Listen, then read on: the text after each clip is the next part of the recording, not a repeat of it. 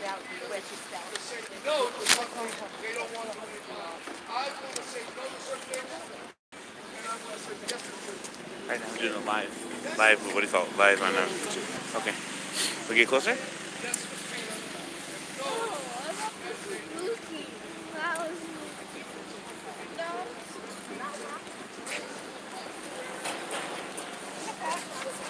Father God, I come to you with my open heart, and I come in the name of Jesus, because it is Jesus who has absolutely transformed my life from darkness into light, and has taken away my sins, because he died on the cross, was buried, and arose again from the dead. I pray today, oh God, that you will give us the courage to be able to say no to certain things that are wrong, and yes to the other things that you tell us are right. God help us in the name of Jesus. Amen.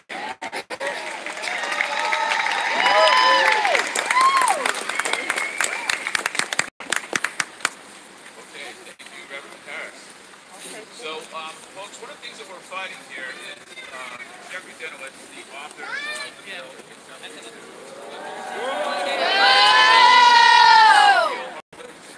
rights, made a video a couple weeks ago, perhaps some of you saw it. He said that basically any religious belief that has an issue with vaccines or vaccination is, quote, under garbage. Under garbage. Still on his Facebook. So to present an alternate way of looking at it, we have Rabbi William Hamlin.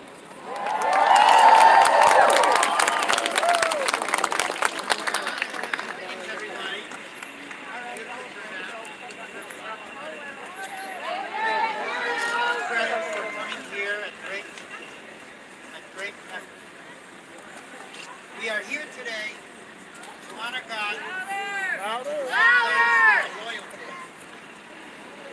Arrayed against us are those who wish to raise a hand against God and his people. This is a full-scale culture count. This country was founded by the Pilgrims who came here in 1620 to escape the religious persecution they were suffering in England.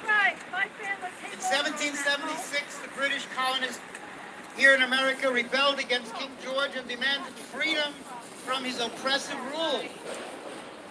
They wrote the Declaration of Independence, which justified their rebellion on religious grounds, and they incorporated the right to worship God freely in the very first amendment to the Constitution, America's founding document. In the 1960s, America was gradually taken over by atheist activists who preached immorality and the wanton murder of babies in the womb, more than 50,000 to date.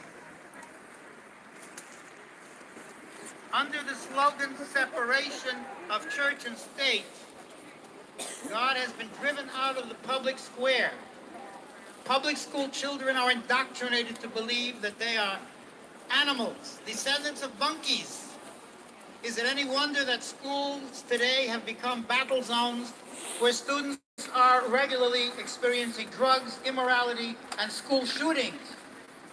We have come here today to protest this latest desecration of God and our culture, to take away the religious exemption, to denigrate religion. This attempt to remove our religious freedoms and to make God persona non grata in American society is despicable. I want to, as a comparison, I want to share with you a song that I used to sing when I was in high school in the 1950s. It goes like this. America the Beautiful. Oh, beautiful, for spacious skies, for amber waves of rain, for purple mountain majesty, above the fruited plain.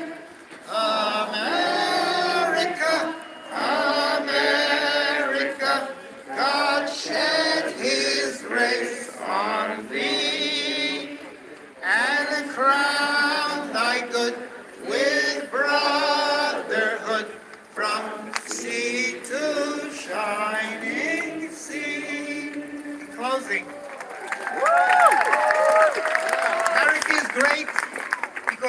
is good. And America is good because it is still largely a God-fearing country. Amen. If these secular atheists succeed, America will no longer be good and will no longer be great. Thank you very much. Thank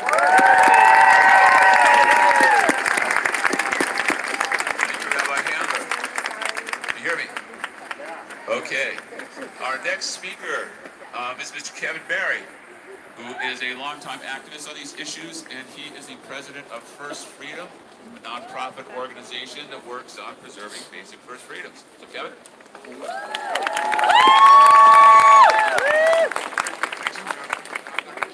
Let's scrap this. I just want to say, I was in Trenton yesterday for a similar rally. Louder! Sorry, I was in Trenton yesterday for a similar rally, and on the way here, we were on the Post Road, right on Route 1. Route 1 is the same road that all the legislators took to Philadelphia in the 1770s. That's what they took to Philadelphia in the 1770s in order to write the foundational documents of our Constitution, the Declaration of Independence. So this is a patriotic movement. We are a patriotic movement. You are all patriots. But it really upsets me that the first thing that they put in the Bill of Rights, the first freedom is freedom of religion. It's the first thing that the founders said that what do we reserve for the people? It's faith. So last week I had a great meeting. I don't know if you guys followed this, but last week the Russian Orthodox Church took an opinion on they are now against compulsory vaccination.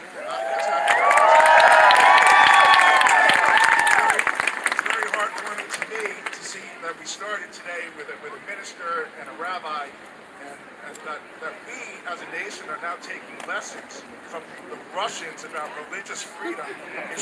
That should not be possible. But I've been to enough states and watched enough very tearful testimony from people who grew up in the Soviet bloc, and they cannot believe they came to America and that they have their religious freedom taken away. Exactly. That should not be possible. Yes. Last thing I want to say, and thank you for me, this is what the Nuremberg Code says. It says the voluntary consent of the human subject is absolutely essential. That's 1947. In 2005, the University of Declaration of Minor Ethics and Human Rights doubled down on that and said that the interests of the individual are more important than the interests of the state or standards are constantly mangled and are incorrect in the press. And the last thing I want to say, absolutely monumentally stupid for the people who work here to take away the religious exemption. This state has a 225-mile border with Pennsylvania. To give an incentive to New Yorkers to move to Pennsylvania along that border, they might wake up on election day in 2020 wondering what happened. You know what happened? There's really stupid bills pending right now, and they need to stop it. So it's up to 6 Democrats in the Assembly Health Committee to stop that monumental stupid thing.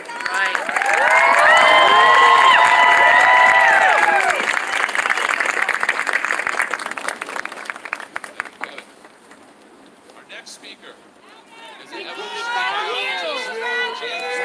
biologist, we got the churches, we got the synagogues, and we got the scientists. Thank you.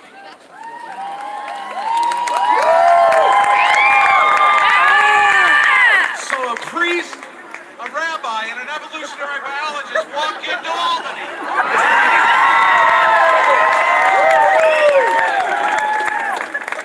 All right, so everybody knows 1986 Act took away liability, made vaccines liability free. Last night I'm thinking, I'm an evolutionary biologist, what can I say about religion? I want to talk about logic and reason, which you believe are gifts from your God. So let's talk about denial. They want to deny you informed consent. They want to deny you bodily autonomy. They want to deny you freedoms and liberties. They want to deny you education. They want to deny you the freedom of worship. They want to deny you access to health care. In Florida, and this really pisses me off. They refuse food stamps unless the kids are vaccinated.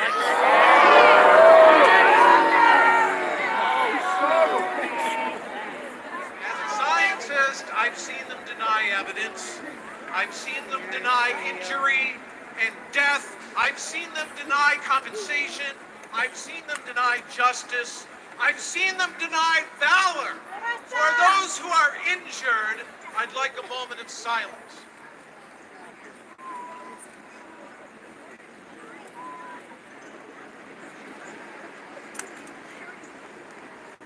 I've seen them deny knowledge. I've seen them deny reason. I've seen them deny logic, and I've seen them deny ethics. And now, since measles has stripped the measles vaccine has stripped our adult population of natural immunity, they have denied us lifetime immunity to measles. Right. And I look out here, I see one of the most informed populations on the planet. Are you informed? Are you informed? Consent. Are you informed? Yeah. Do you consent? No. God bless you.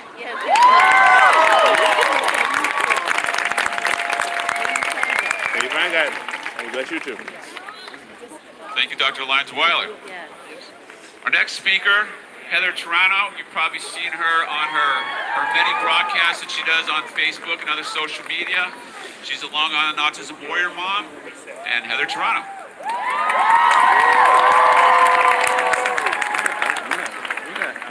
Warrior Nation! Thank you all for coming out today. I want to start with two questions. Who here today, whether willingly or reluctantly, has vaccinated their child? Please raise your hand. Thank you. Who here today, willingly or reluctantly, vaccinated their child and their child was never the same after that vaccine? Thank you. Like you, I vaccinated my child, and like many of you, she was left with a permanent disability for the rest of her life. I'd like to address the whole anti-vax stance. Since the whole measles craze has came about, I'm very active on social media, as many of you know, and I like to give them the correct information. And when doing so, it puts me and my family at risk, attacking, calling me anti-vax, and telling me many different degrading messages. I've said this before and I say it again. I wish I was an anti-vaxxer, because if I was, my Bella would not have been brain injured. My daughter would not have suffered biological injury by the MMR vaccine, among others. If I was an anti-vaxxer, my family would never, ever have been injected. And my youngest daughter's potential would not have been stripped. I wish I was an anti-vaxxer. I wish my doctor didn't lie to me and tell me that I didn't have a choice. I wish I knew I had the rights in this great state for a religious or a medical exemption. If I did, and I had stood firm, listening to my gut intuition, my God, my source, telling me to grab my baby and go, that this was a bad situation. If I had listened, her potential wouldn't have been taken. And this August, on her 18th birthday, I would not be going to the courts for her guardianship.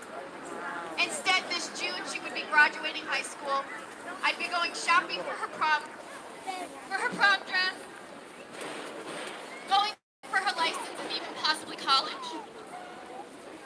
If I had known better, and I had received the informed consent I deserved when I had asked for that vaccine packet insert, or given the information to obtain that religious exemption I would have taken without a heartbeat, I would have definitely been an anti-vaxxer, and my daughter would have been getting ready for all the things that she should have been. I'm here to let these legislators know that they cannot remove our exemptions. They cannot take away our parental rights to choose what's best within our families. They don't know our children the way we do. They take away our medical and religious freedoms because that will destroy more lives and forever change more families like mine. And I am simply not okay with that. I'm here to clarify that many of us, like all of you here, we did what we were told. We followed the rules, and now we're living the preventable consequences. We are ex-vaxxers. Right. The measles is a ration of fever. It's an infection that comes and goes and can be treated with vitamin A.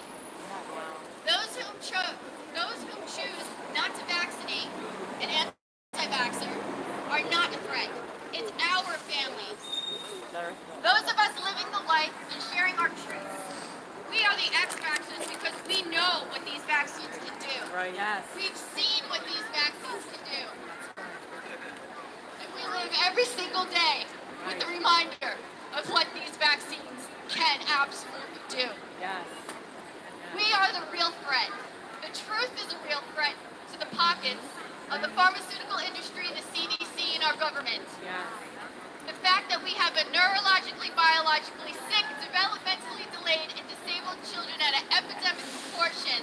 They want to silence us because we are the walking, living proof that these vaccines can and absolutely do cause harm. Right, right.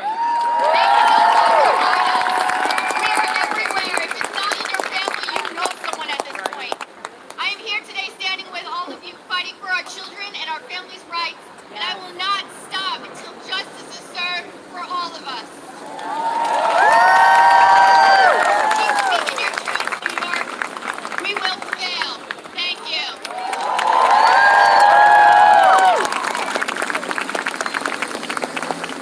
Thank you very much, Heather. Our next speaker is also a vaccine warrior mother of the first order. She has 8 unvaccinated children. She is fresh from combat in the state of Washington. Jack McGallion, thank you. This is powerful. This is exactly what we need right here, right now. Activists gathered, standing up, standing strong, and standing shoulder to shoulder. We have a crisis on our hand, and it isn't the measles. Yes. It was the great philosopher Sting who said, I'm sending out an SOS. I'm sending out an SOS to the world. I flew across the country to say that we have an entire generation of children whose lives and health are in danger, whose religious and philosophical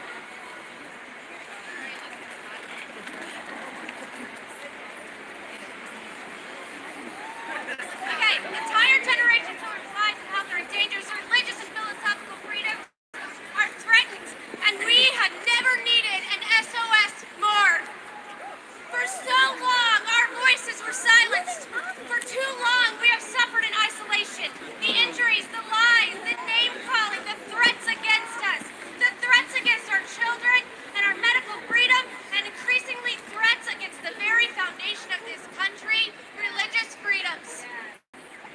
Now, more than ever, we need you, and we need the religious leaders of this country to boldly rise up, reach out to their congregations, to their communities, and lead by example.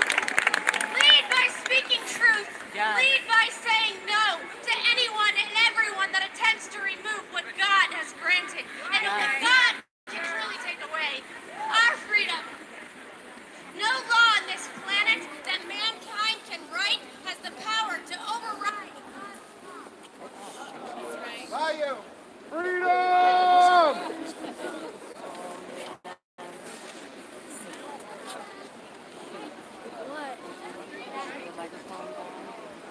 They're trying to silence us! Oh, there we go. Crank it up, crank it up. Alright, no law on this planet that mankind can write has the power to override God's law. God has made us temples of the Holy Spirit, not pharmaceutical customers.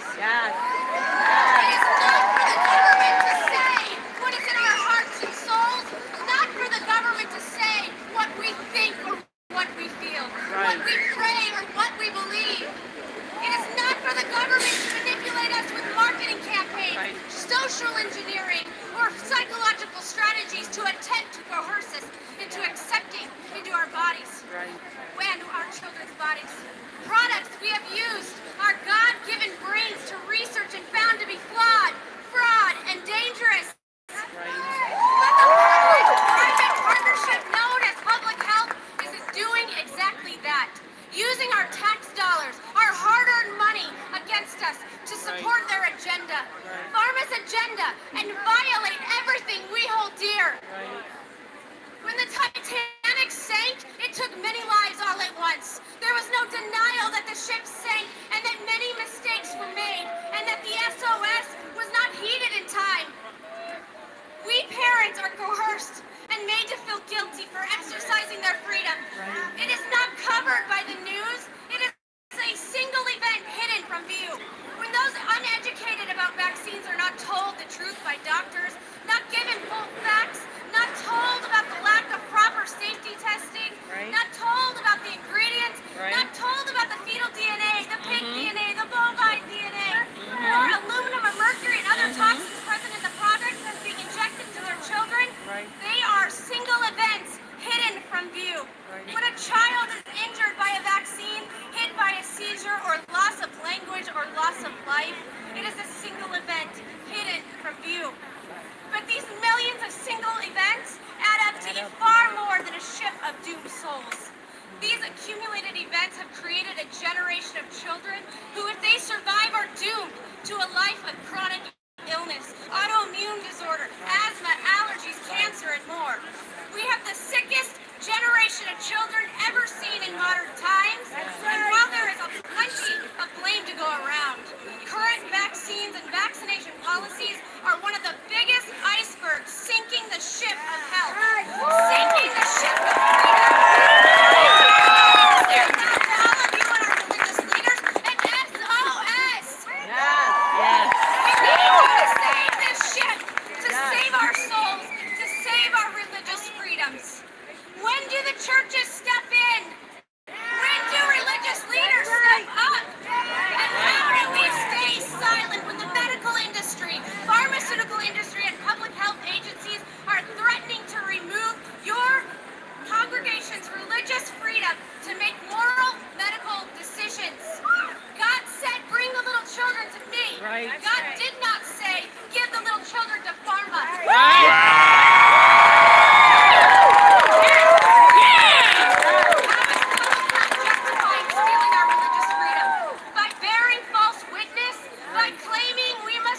Children's lives to protect everyone else? In what sort of crazy world is it moral or ethical or justified to sacrifice some children for the sake of others? Can the products they peddle even do what they are claimed to do? No. Can any vaccine create herd immunity? No. Whooping cough, mumps, measles, they are all breaking out in fully vaccinated groups, and their makers are in court across the globe in trial for fraud, malfeasance, for lying about what their products can do, and for lying about the harm they cause. And I'm sending out an SOS. We are on a Titanic and the CDC band is playing. Public health is dancing, pharma is celebrating, and our children's health and freedom are doomed. Unless we all rise up and say SOS. America was founded by individuals who fled from religious persecution, who valued freedom and the civil liberties of the individual. Lies are being told to strip us of our philosophical and religious freedoms that were hard won by our forefathers, and we must not let that happen. It was Patrick Henry who said, "Give me liberty or give me death." If you touch my religion, if you touch my freedom, or you touch my children, I will not stay silent. We are not only sending out an SOS to the state of New York, we are sending it out to this entire nation. SOS! SOS! SOS! SOS! SOS! Thank you, Chaplain. So we have the ministers, we have the rabbis, we have the warrior moms, we have scientists, and now we have the lawyers. And the chief is also a warrior mom and a lawyer. She's been fighting us for years. She's written many articles. She wrote the book that came out not too long ago, HPV Vaccine on Trial. And as you're probably aware, there is a bill sitting right over here to make HPV mandatory for all kids to go to school. Matt Hallman bill, by the way. And there is also a bill that would allow children as young as 9 to get HPV shots without parental knowledge. That's from Senator Liz Kruger. Thank you, Senator Kruger. Anyway, our next speaker, probably all know her, Mary Holland. Thank you. Wonderful to see you all here. So I'm a proud co-author of the book, The HPV Vaccine on Trial, Seeking Justice for a Generation of Children. My co-authors are right here, Kim Mack-Rosenberg and Levi Maria. We imagine that a vaccine that's only been on the market for 13 years would be a piece of cake. Write that story up. Not so easy. What I want to tell you about that vaccine. Can you hear me? Yeah. I want to tell you 3 basic points about what the Senate Health Committee just voted on in favor of children being able to consent to this without their parents. The first thing you need to know is that it has never been proven to prevent a single case of cancer ever. It's being sold as an anti-cancer vaccine.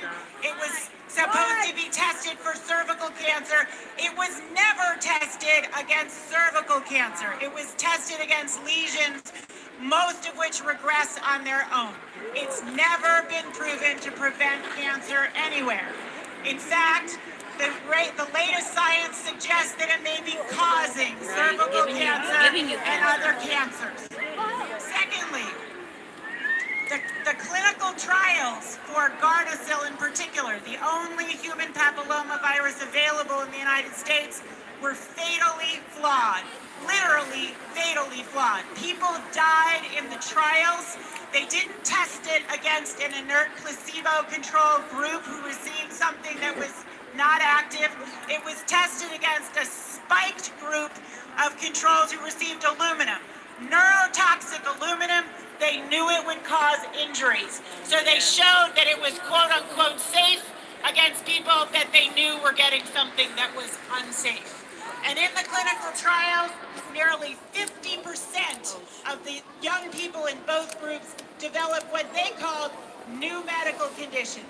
Those were serious medical harms of every possible variety.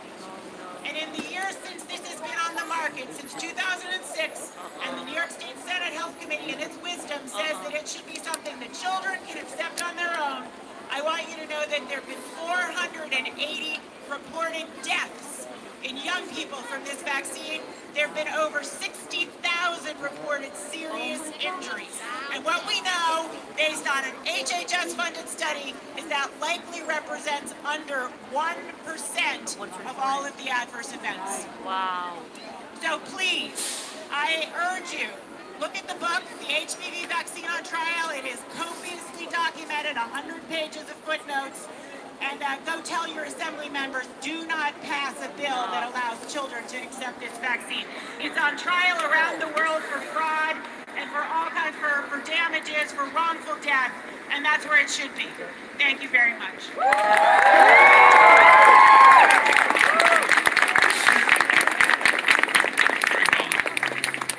Next speaker, another rabbi, Henry Morse. Come on up.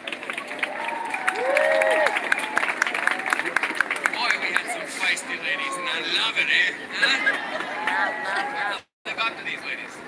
I'll tell you, I'm a little late because parking was enough to give me agita. And then, but I want you to look at each other. Look at each other. Look at this beautiful crowd. Look at each other. It's a beautiful crowd. Turn up that mic! That was a bad commercial, too. You know, the book of Deuteronomy very clearly says that these things we shall teach to our children when we sit, when we walk, when we rise in the way. The book of Proverbs tells us that we are to raise up a child in the way he is to go, and he will not depart from it. all through Scripture, we are told about our obligation to our children. We look at our society today and we see, and at the time I do prison ministry and I do all kinds of work in the ghettos, and I see a fatherless and a motherless society. This is why we are here, because we take the responsibility to raise up our children and nurture them and do what needs to be done, whether society agrees or not. We make the decision to serve our children and to live our lives in a manner that is an example to them. I heard on the radio someone say this morning as I was driving in from south of Boston, you want to see the success of how you raised your children? Look at your grandkids. Look how they raised their children. I have 11 beautiful grandchildren and 5 amazing children. And I will tell you, they have been raised in the nurture and in the admonition of the things that are right in the Lord. Okay. And my grandchildren are enough to make me want to explode. I love them so much. They're so sweet.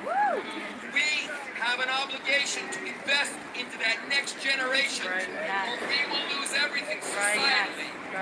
We are here for the purpose of saying, not our kids, we're not going to raise them. And we will raise them in the right way, and we will protect them, no matter what. It doesn't talk.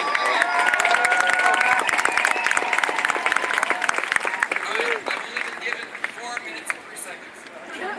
So I'm going to read this for the sake of time, because I'm a short little Jewish guy, I get on. He walks like a duck, he acts like a duck, he quacks like a duck. Must be a water buffalo, right? Right. Exactly. Now, for all we know, we can trust Facebook, Microsoft, the pharmaceutical industry, the media, and all of our governmental agencies, including Congress, to be totally transparent, right? Right. If you believe that, I got some great swamp property just like on the Baltic Sea. Because they have never been caught, ever, in scandal. Ever. And we can trust them. We might as well put our trust in the flat earth society. Hey. This is not just about our religious rights. This is about doing what? And whether they take our religious rights away, it makes no difference. We stand up for what is right. And among my Jewish and my Christian brethren here, I say, I applaud you. Do not lose heart. Do not faint in doing well, because it will reap fruit, I promise you. The left knows how to push their agenda, and they don't care as long as they look acceptable. The new morality is tolerance. Well, I'm here to tell you, we're not willing to tolerate their intolerance.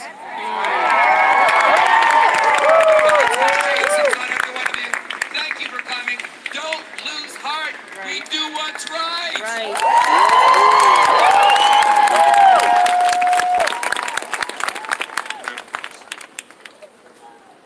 Next speaker. He is a parent. He has gone through some of the trials that we have, trying to keep his kid in school. And he is also a minister. Reverend Walter Stella, come on up.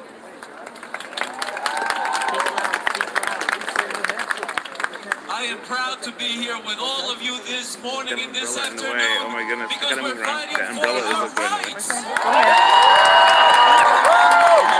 Right now, you have the people that we're fighting for, the little children that are in the midst of this crowd. Would you lift them up right now? Would you see them behind you? Because it is for them that we are fighting to have a choice that belongs to us as parents, as spiritual leaders in this country in which we live, that we say that we have the blessing of liberty. And that is what we're fighting about. You've heard a little bit of this story. As a parent, myself fighting for my child, my son, my daughters, to be able to go to school, to get an education. I should not be fighting for them to receive a vaccine or not receive a vaccine. That is my right, and it is your right to make. The body that we have received is our body. It is not anybody else's body. My wife, Victoria, held that child, all 3 of my children, in her belly, in her womb, sacrificed like every one of the mothers that is here. Gave your life so that you could give life to your children. And now the state, the government wants to tell us what to do with those beautiful children of yours and the children of mine. No, we will not stand. We will not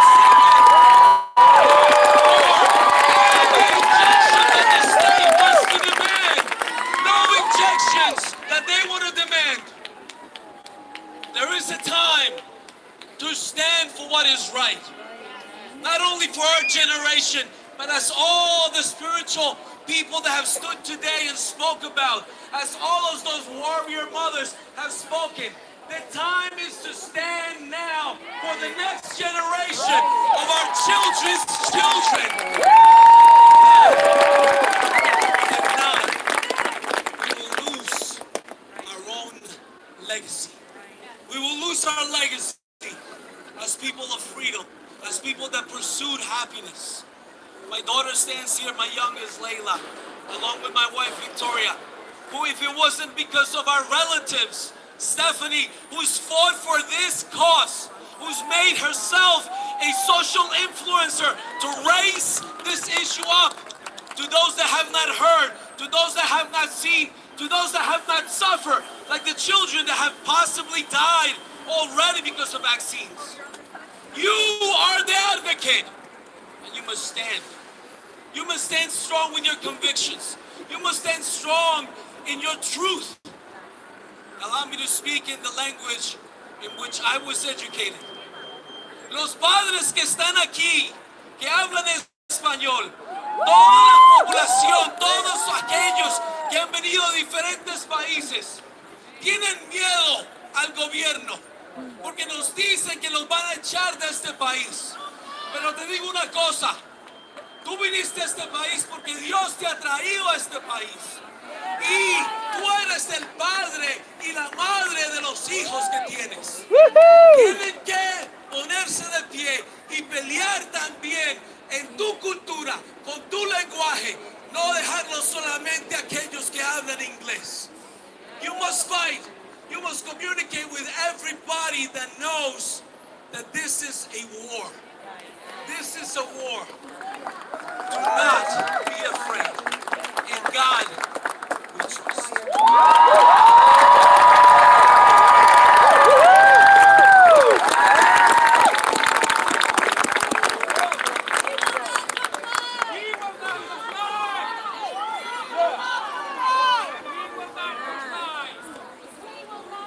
Thank you, Reverend Sotelo. Very moving. Folks, before the next speaker comes up there, I just want to say a little bit about the future. I am completely convinced that we are going to win. We're going to get to the end of the session on June 19th with our rights intact. But it's only going to happen if we fight like crazy, now until the last minute. Louder? Okay, sorry. Say it again, John. Okay, I am convinced that we are going to retain our rights until the end of this session. If we fight with every ounce of energy we got, it's going to take that. Okay? Right there protesting. And we got to stand united.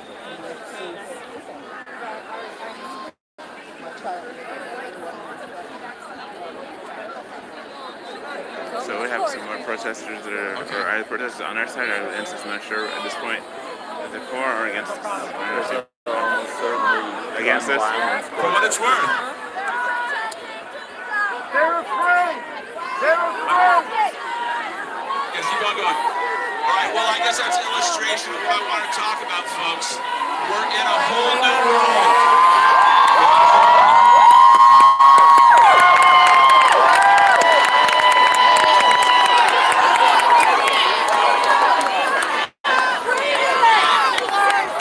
This is what we're up against, folks. Those are all murderers over there. At a much higher level for now and going forward. Okay? There's folks out there that don't believe what we believe. They don't believe that we should have the rights to decide what happens to our children's bodies. And we need to be active. We need to be united. We need to keep on fighting even when the legislators aren't in town.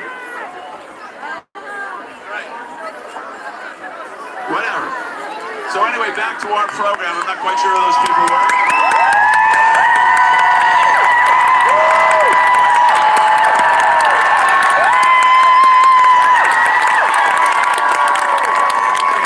And they're all paid to be here, folks. Don't forget.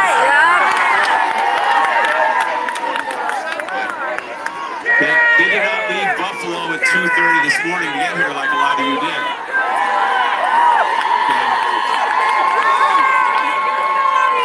Sure they're paid. Our next speaker, folks, is one of the hardcore activists of this movement. He's been working on this issue for almost 20 years here in Albany and around the country.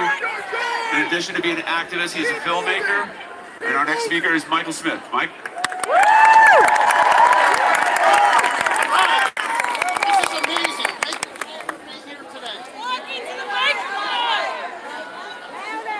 We live in very challenging times, as you all know, and I'm so grateful for everyone making it a priority to come to Albany today. Those of you who got up at 2:30 in the morning. For those who are not here and could not make it, your efforts from home and in your legislative district are just as important. So keep fighting the good fight. We need everybody. We need all hands on deck. We will not win this battle by merely cheering on those great patriots and friends who are speaking here today. It will require a continuous effort from each and every one of you who cares about religious freedoms, medical freedoms, and especially parental rights.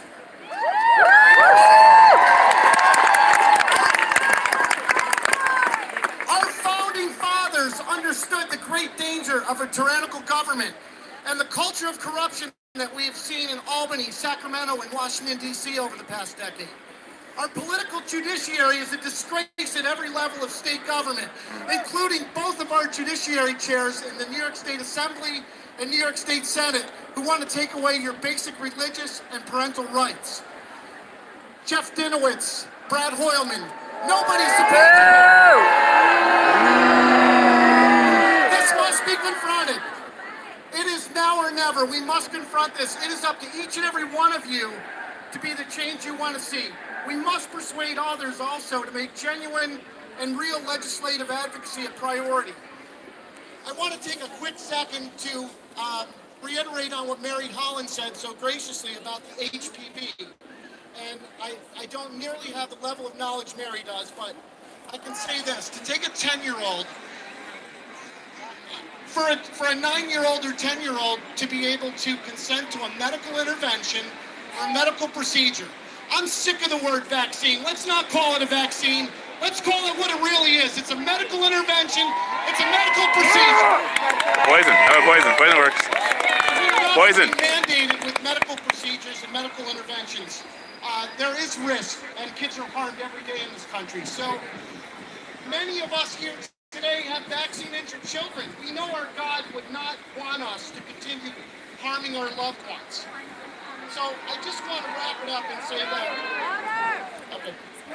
we must not be confused about what freedom and basic human rights are. Do not be timid. Do not give up. We must fight this battle for religious freedoms and parental rights. To not do so is betraying our own. We need everybody in this fight. I hope all of you will turn 1% of your social media time into genuine legislative advocacy time. I want to thank you all again for being here. Thank you so much.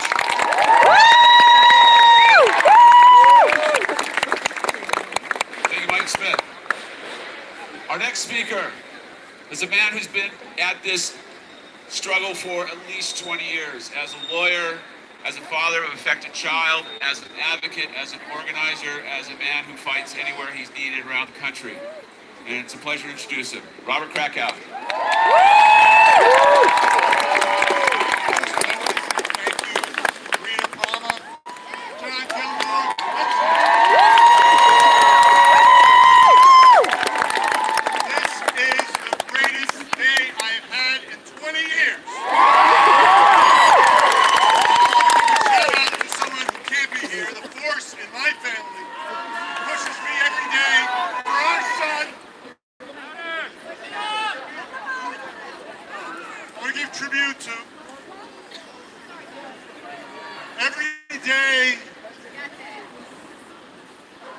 pushing me every day. I'm here not as a lawyer, as a father. So my wife is at home taking care of our kid every day, 24/7 for 17 years. And we're going to send a message that that doesn't go without payback. I see in my law practice every day the carnage of kids, adults. And guess what? Those people who walk by, they want you in jail. They want me in jail for doing what's right by our children. Are we going to stand for that? No! Give them a message. We're not going to go to jail. We're going to fight for our kids. Mayor de Blasio, no! Send a strong message. Thank you for making this the best day I've had in almost 18 years. Thank you.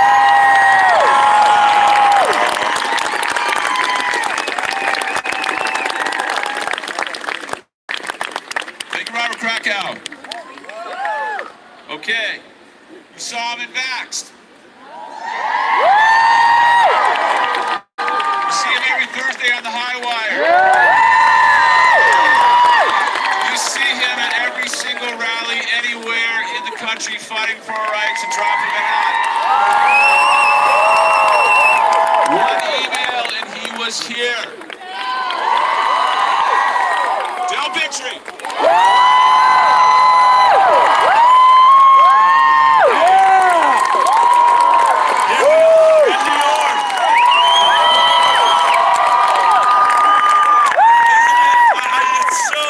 To watch the group of, I believe they were all pharma, they were all, what do you call them? No, they're pharmacists, that was the word I was looking for. I mean, think about them lining up because, you know, we all stand for ourselves, and essentially what they're saying is, we make our living selling drugs to the sick of America.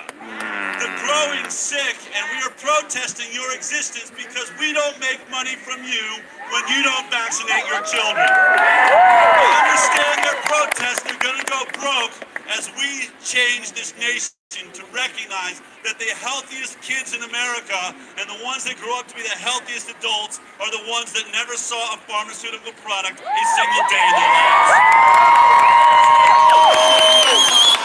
They do a flyby, screaming with their signs made by the pharmaceutical industry, bussed in here by the pharmaceutical industry. Well, let's talk about the science since they don't understand it. Here's the science. Here's what we know to be true. In America, more babies die on the first day of life than every other industrialized nation combined. In America, our babies in the first year of life die more than the 20 other richest nations in the world.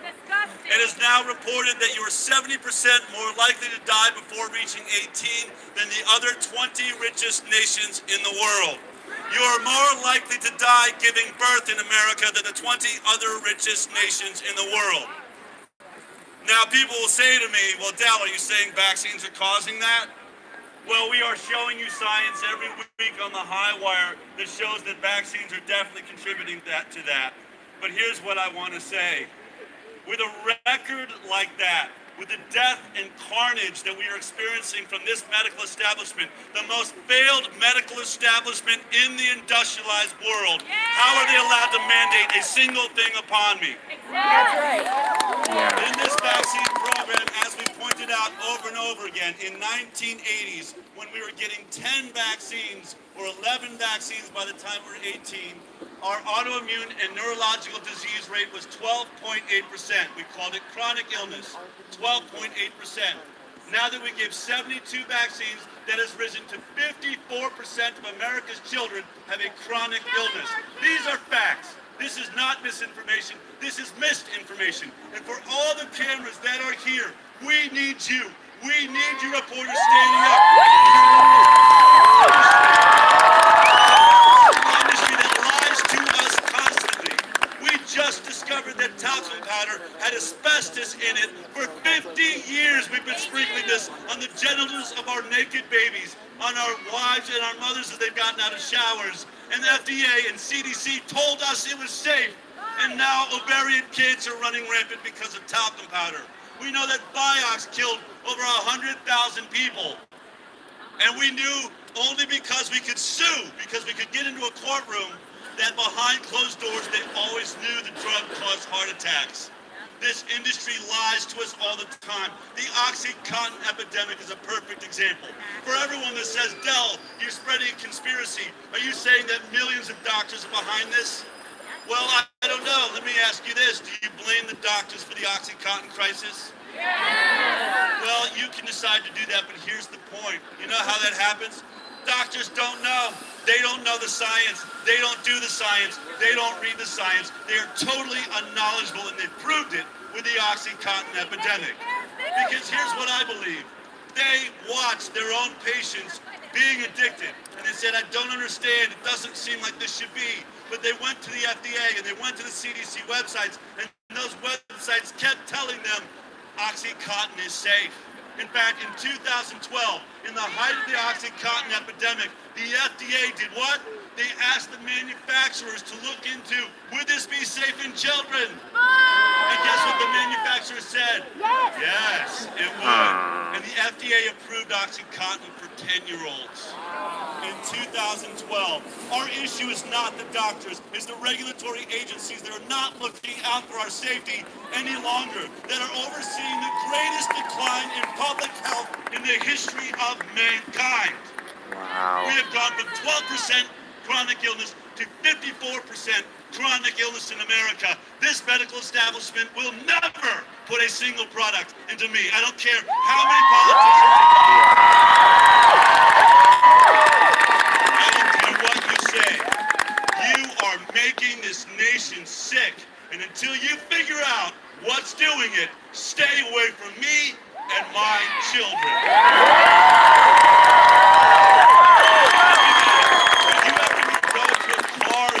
Shop where 54% of the cars they fix end up on the side of the road and people are hitchhiking? No, you would not. Would you go to a restaurant where 54% of the people get food poisoning? No, you would not. Will you go to these halls where they are mandating drugs and vaccines that are causing 54% chronic illness in America? No! No! Pharmaceutical lobby is the most powerful lobby in this country, outspending oil and gas 2 to 1. We should ask ourselves, what are they doing there? What are they selling? You think it's drugs? Do they have a new OxyContin for us? Maybe. But I think it might just be this product they make, the only one they make, that has never been through a single safety study tested against an inert placebo. Think about that. An industry that has paid out over $30 billion in damages for killing innocent people. They have one product that has never been through a study against the placebo pyramid scheme that we put out. Thank you for holding that up over there. Never done. That same product that has never been through a safety study, never been tested against an inert placebo, is the only product the pharmaceutical industry makes that you cannot sue them when the product injures you. Think about that.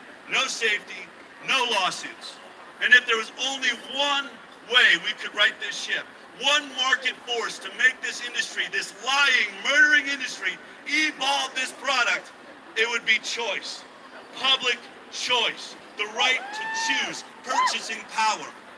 And the halls of these buildings around this country are taking that away from us. No, they won't. They will not do it.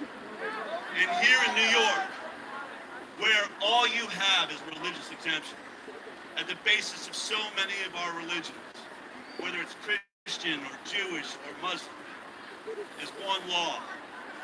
I am the Lord thy God, and thou shalt have no other gods before me. Amen.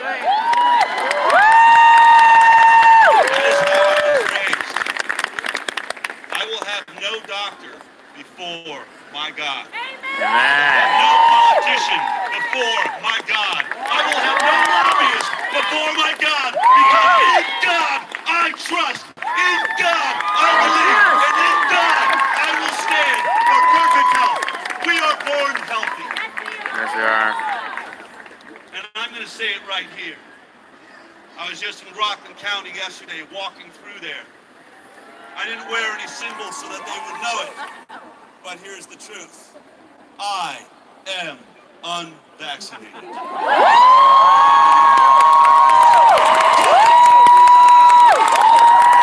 stand for all of you. We stand together in health to be the healthiest. Every single study shows around the world that the unvaccinated children are healthier. Every study shows vaccinated 4 times the rate of autism, 5 times the rate of neurological disorders, and 30 times the rate of allergic rhinitis. And if the CDC has a problem with that, do the study yourself and prove us wrong. Do the study. Do the study. Do the study. Do the study. Do the study. Do the study. Prove to us that the vaccinated are healthier than the unvaccinated, then get out of my face!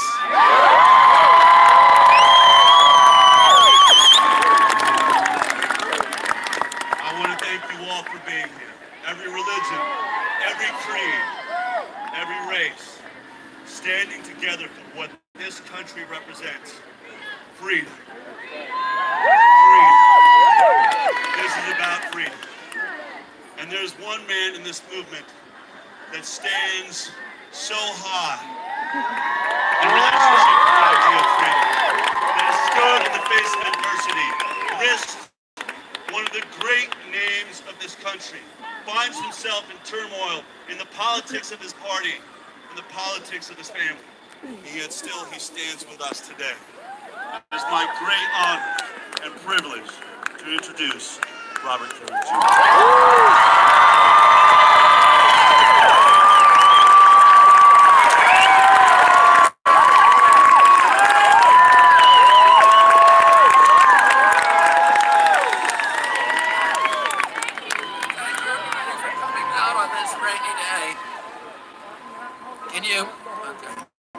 Thank you, everybody, for coming out on this rainy day. I saw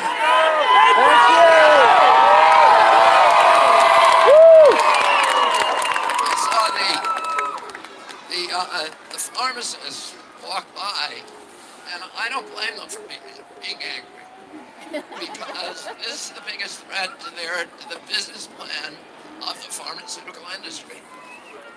The vaccine industry, when I was a little boy, was $270 million. I got 3 vaccines, and I was fully compliant. Today, it is a $50 billion industry. It's 20% of pharmaceutical revenues today. But that's at the front end.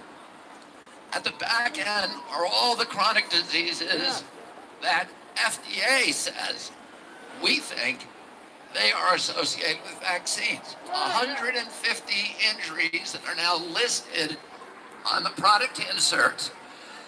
And the reason they're listed on the product inserts is because FDA has made a determination that those injuries were more than likely caused by the vaccines. This is the chronic disease epidemic that Dell was referring to. I have 6 kids.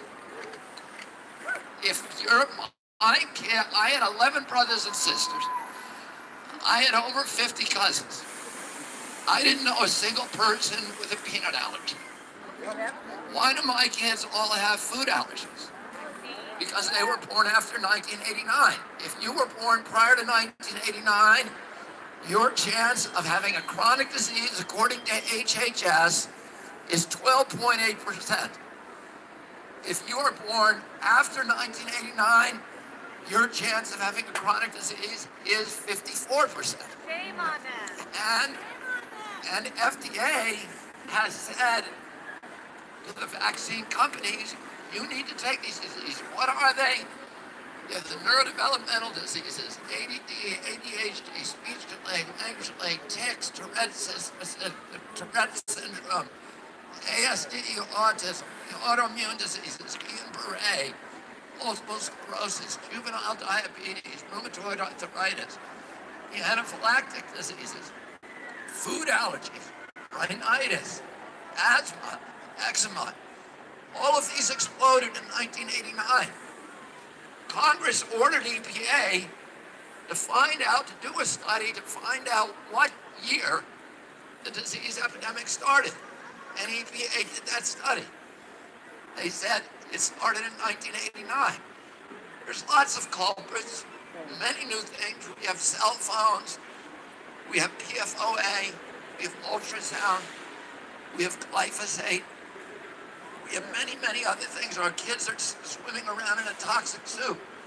So we're not saying all of those things, all of those illnesses came from vaccines, but there is no intervention that is so exquisitely and precisely timed as what happened when we went in 1989 and changed that vaccine schedule and raised the levels of aluminum and mercury, tripled and quintupled them, and went from 3 vaccines that I had to the 72 that my kids had, and to 75 that the kids are going to have next year. Because there are 273 new vaccines in the pipeline. And I was talking to, I went in and met with Adam Schiff. I've been a Democrat all my life. What's happening in the Democratic Party disturbed me greatly. But I was astonished when one of the leading Democrats in our country, Adam Schiff, went to the internet titans, to Facebook, to Google, which has a $668 million partnership with GlaxoSmithKline, the biggest vaccine producer in the world, to make drugs and to mine your personal information so that they can sell you more drugs. And to Pinterest, Facebook, Instagram, all of the different, and Amazon, and told them you need to start censoring information about complaints and information about a pharmaceutical product. Oh, and I said to Adam Schiff, you know these companies are greedy companies. You know they're homicidal. Any Democrat will tell you that. The 4 companies that produce all 72 of the vaccines that are now mandated for American children, every one of them is a convicted felon.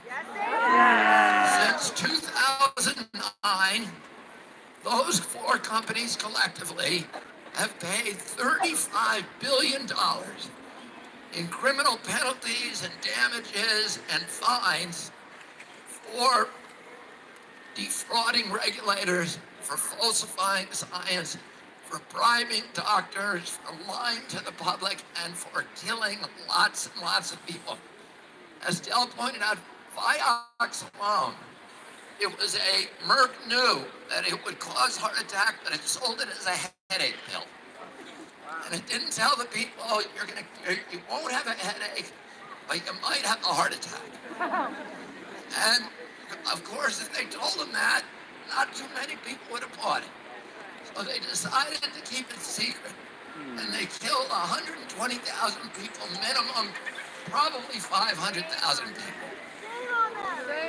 Oh, I said to Adam Schiff, what in the world, what kind of cognitive dissonance does it require to understand that this company is lying and cheating and killing with every other medical product and pharmaceutical product that it makes, but it has found Jesus when it comes to vaccines, and it's not going to lie about that.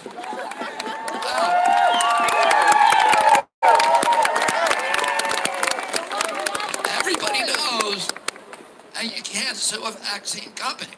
That's why we had this gold rush and explosion of vaccines beginning in 1989. And so they have no incentive to make that product safe, other than their moral scruples, which we know they do not have. So, and most people do not know that the vaccine companies have an even more important exemption. They are exempt from safety testing their products. It is the only medical product. Reason for that is because it's an artifact of CDC's legacy as the Public Health Service, which was a quasi-military agency. and the CDC took it over in the late 1970s. And that's why people at CDC often had military ranks, like Surgeon General. But the vaccine program was initiated as a national security defense against biological attack. Because of that, they wanted to make sure that we could get vaccines out to the public very quickly if Russia sent anthrax over here. So they wanted to remove all of the regulatory impediments that would provide, that would prevent the quick deployment of that product. So they said if we call it a medicine, all medicines under the law have to be safety tested against a double-blind placebo randomized test, usually for 5 years. We can't do that. So we're going to call them something different. We're going to call them biologics, and we're going to make it so they don't have to be tested at all. And the industry, when it exploded in 1989, took advantage of that loophole, and they brought all of these new products to market. None of them have been tested. Not one of the 72 vaccines currently on the schedule, mandated for our children, has ever been tested against a placebo. That means that nobody can scientifically tell you what the risk profile of that product is. Nobody can tell you that that product is going to save more lives than it can take with any scientific basis whatsoever. And how can we, as a society, as a government, as a Democratic Party, be mandating products for our children when we cannot tell them what the risk is of that product? Now, all of the vaccines on the schedule and every medical product are required to put their whatever safety tests they do. And many of them say not one has ever used a placebo, but some of them do safety testing anyway. Maybe like the polio vaccine for 48 hours. The hepatitis B vaccine that's been given to every child in this country the day they're born, 5 days. That means if that baby dies on day 6, it never happened. If the baby gets a seizure on day 6, it never happened. If the baby gets food allergies that are diagnosed 3 years later, or autism or autoimmune disease, it never happened. That way they can say that they're safe. The weird thing was there was one vaccine, the MMR, the vaccine that all of this hoopla is about, that was the only vaccine that has no safety testing listed on its insert. And for many years, Dell and I have been saying, that's weird. Did they not do any? Or what happened? So we sued HHS.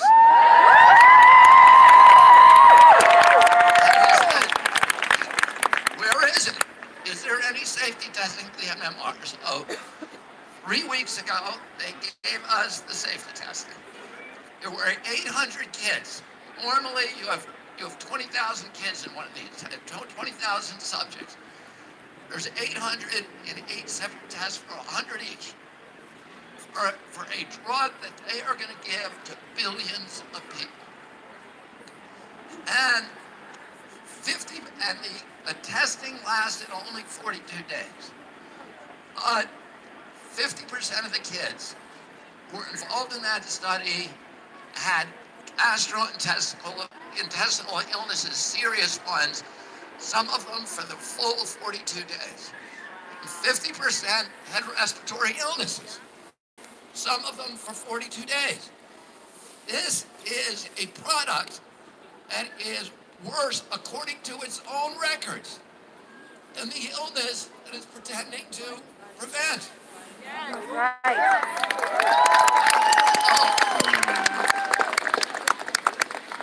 Now, the reason they say, there may be people here who are anti-vax. I'm not anti-vax. I just want safe vaccines. And I want robust science. And I want transparency in our government. And I want independent regulators who are not owned by pharma. You know, at the FDA, which is supposed to protect us against these products, received 75% of its budget from the industry. The World Health Organization receives 50% of its budget from pharma. The CDC is a pharmaceutical company. It had about $5 billion a year it sells and buys in vaccines. And individuals within HHS who worked on those vaccines at taxpayer expense, if they worked on them, they're allowed to get royalty payments on the vaccines they work for. So every vial of Gardasil that's sold, there are people within HHS, high-level individuals, who are collecting $150,000 a year in royalties, and HHS, NIH owns part of that patent, and it is collecting money every year. So these are not regulatory agencies. These are appendages of the industry. This is an industry that has been able, they don't want to hear about this. The reason they call you anti-vaxxers and me an anti-vaxxer is it's a way of shutting us up. So they don't have to debate these very, very serious issues about vaccine safety. So they don't have to debate the science. And they bought off the press. They put $25 billion a year into advertising. We're the only nation in the world, other than New Zealand, that allows pharmaceutical advertising on television or anywhere.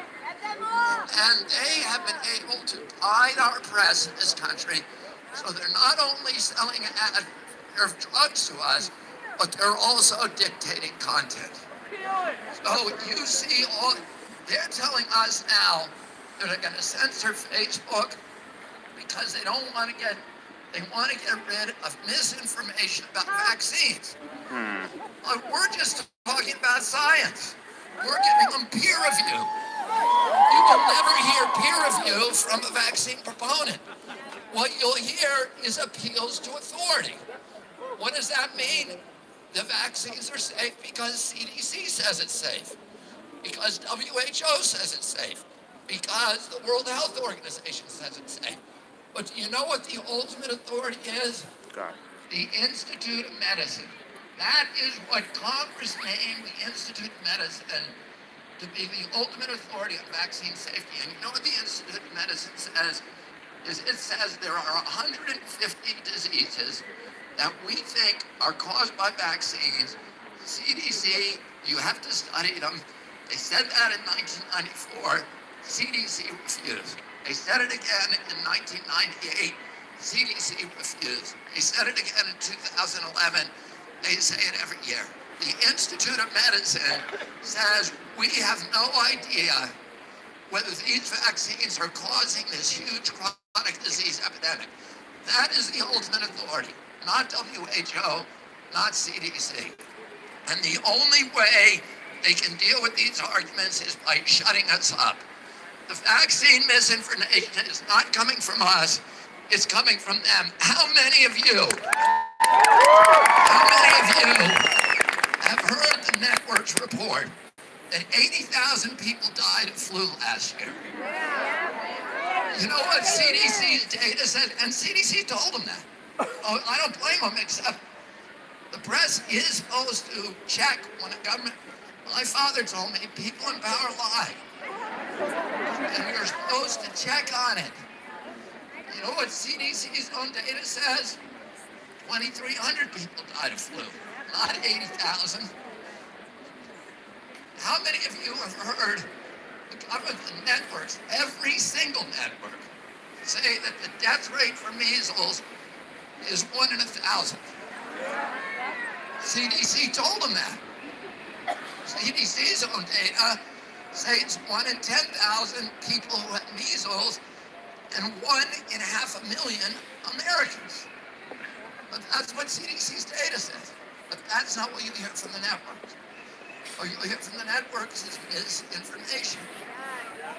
Many of you watched NBC the other night and saw Lester Holt, and they're all of these news shows have become advertisements, and they're all part of this orchestrated frenzy that we're terrified of measles, and you got to get the vaccines, we got to pass the mandate.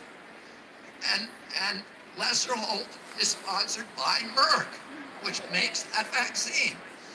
And Lester Holt showed a frightening picture on his show of a baby that was afflicted with these terrible measles bumps. It turns out it was fake. He had to fake it. He's never apologized. NBC has never apologized. That is misinformation. And Mr. Holt is sitting there saying we've got to shut down this misinformation about vaccines while he is the primary promoter of that information. I'm going to shut up. This industry has been able to disable all of the institutions of our democracy that stand between a greedy corporation and a vulnerable child. They are as Del pointed out, they are the biggest lobbyists on Capitol Hill. They give double to lobbying. There are many more lobbyists than there are congressmen and senators combined. They give double in lobbying what oil and gas, which is the next biggest, 4 times what defense and aerospace. So they own Congress. So Congress will not subpoena or question Bill Thompson, the chief scientist at CDC, who says we've been lying to you. For all these years, we've been destroying data. And they won't call him in and question him. They have been able to disable the regulatory agencies through capture, which those agencies are now sock puppets for the industry that they're supposed to regulate. They've been able to neutralize the lawyers by making it illegal to sue vaccine companies. The lawyers and the courts are gone. They've been able to neutralize the press, avoid all press scrutiny. And now they're neutralizing the internet. They're shutting us out so that we cannot speak, so that nobody has to listen to the truth, so that nobody has to read the peer-reviewed science, so nobody has to listen to the questions. The last thing standing between that corporation and that little baby is the mom and the dad. And this greedy industry cannot stand that that mother is going to stop her little baby from being vaccinated and from buying their product and then being hooked for the rest of his life on Adderall and EpiPens and albuterol and Ritalin and the anti-seizure medications and the Prozac that they get at the back end of this insane industry. And what do the Democrats say? Well, those women, there is no such thing as vaccine injury. It's all an illusion. That those women are hysterical. That they're so easily deluded. But these women know what happened to their child. And I would say that it's time for the Democratic Party to start listening to women.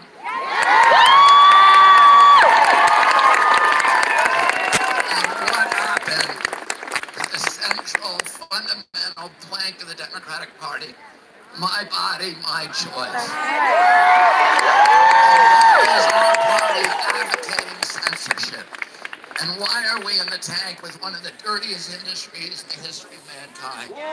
We need to take our children back. We need to take our country back. We need to take our democracy back. Thank you all very much.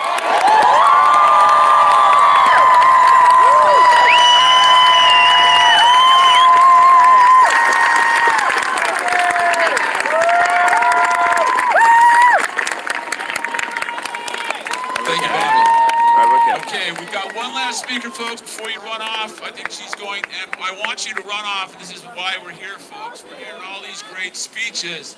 But the reason we are here is because you guys need to get over there in the Legislative Office Building. You need to get back here in the Capitol, okay? You need to talk to your state senator today, or at least get in their office. You need to see your assembly member. You need to go by Senate Health Committee Chair Gustavo Rivera's office. You need to go to Andrea Stewart-Cousins' office, the Senate Majority Leader. You need to go to Richard Gottfried's office, the Chair of the Assembly Health Committee. And you need to go to Carl Hasty's office, the Speaker, the boss of the Assembly. So be there. All right. So, our last speaker, Sheila, you here? Okay. It's another warrior mom. You saw her in Vaxxed. She's anywhere that we need her in the country, Sheila's there to fight for us. So Sheila Ely.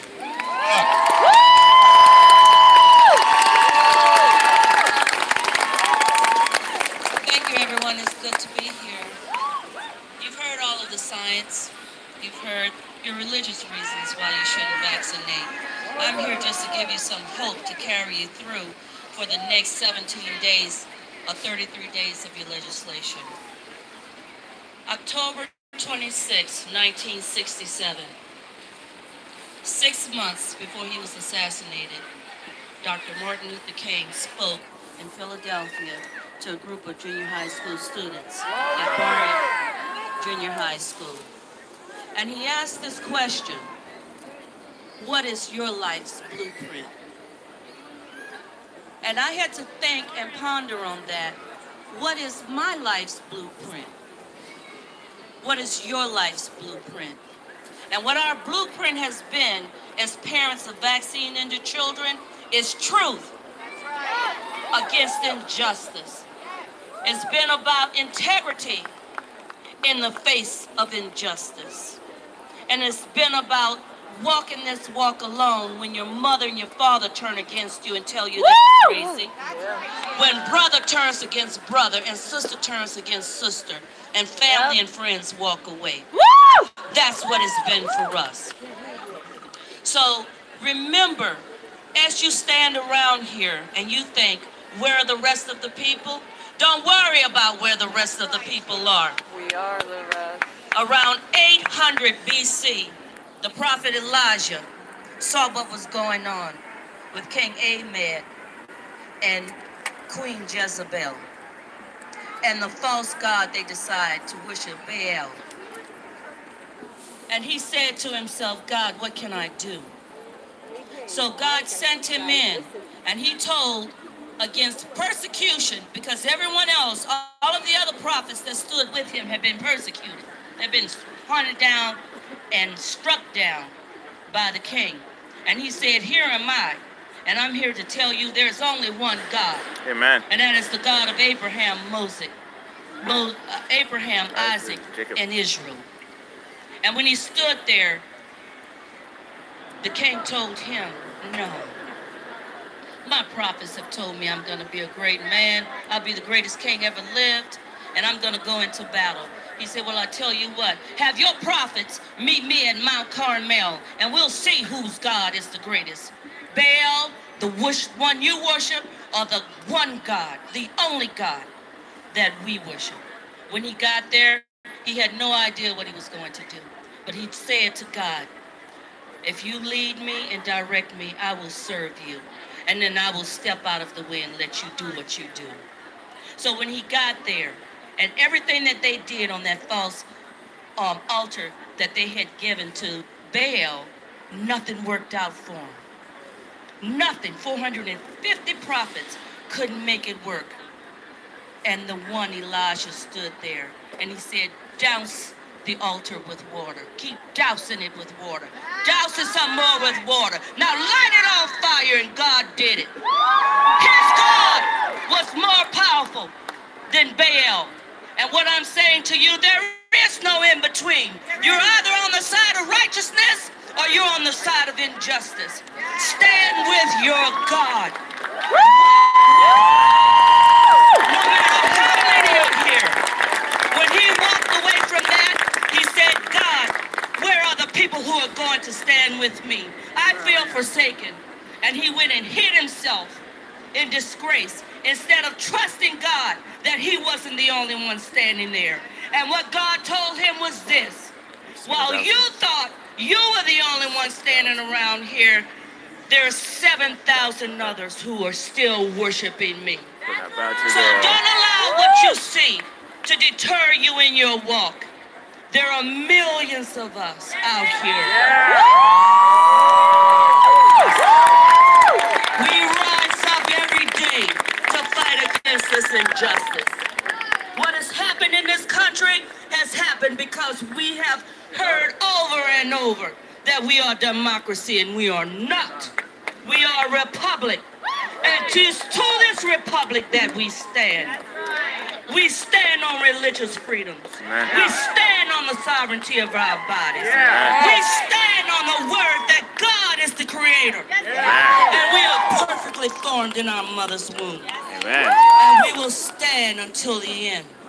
No matter who we think is with us or against us, we will walk on the side of righteousness because God has deemed it so. And we will get out of his way to let him do what he does. We're making the path for God to come in and finish it. And it's through God that we will win.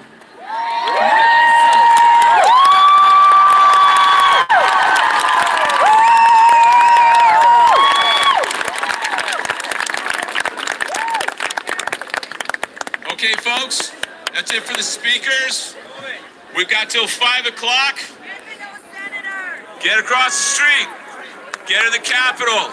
Make your voices heard. If you don't, no one else is going to do it for you. Thank you very much. Okay. By the way, anybody lose a green phone? So we're up to here. A lot of different things. And pretty much on our way. This is wow. Wow. Is there an Alana? We have your phone. Vaccine within hours of being live. This is live. Yeah, it's live. Heavy. Live. We are not your herd. Yeah.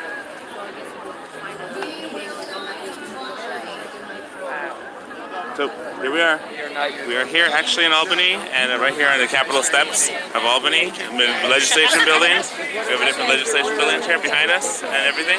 We're here with my wife and kids, and we're here in the center. We just heard from different speakers talking about pretty much stands for family and faith and freedom here in the square itself. So this is awesome. I'm here with my family, and here's Amy. Hey. Amy. So we're all here. There's Lupi. Hi, Lupi.